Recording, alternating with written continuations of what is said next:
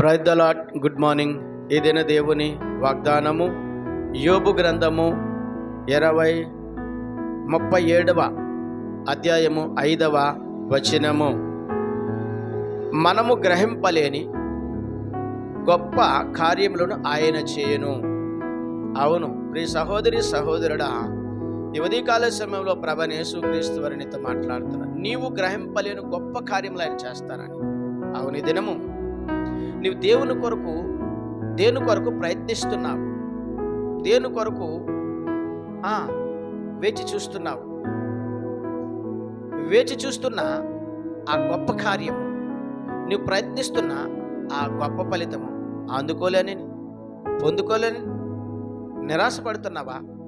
అయితే ప్రభువైన యేసుక్రీస్తు వారు ఈ దినము నీతో మాట్లాడుతున్నారు. గ్రహింపలేని గొప్ప కార్యము నీ జీవితంలో ఆయన గొప్ప కార్యం చేస్తానంటు.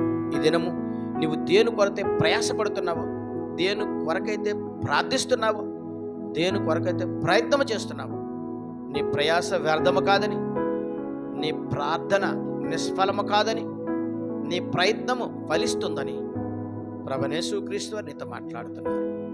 అవును, ఈ దినము చదువుకున్నావు, ఇంకా చదువు కొరకు ప్రయత్నం చేస్తున్నావా? అయితే ఉన్నతమైన చదువు నీకు ఇస్తానంటున్నాడు ప్రభువైన యేసుక్రీస్తు వారు.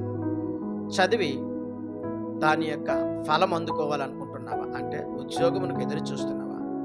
అయితే నీ చదువుకు తగ్గ ఉద్యోగం ఆయన నీకు దయచేస్తానని మాట్లాడుతున్నాడు. అలాగనే నీ ఉద్యోగంలో నీ ప్రమోషన్ కొరకు లేక ఇంకా ఉన్నతమైన స్థితికి వెళ్ళాలని ప్రయత్నిస్తున్నావా?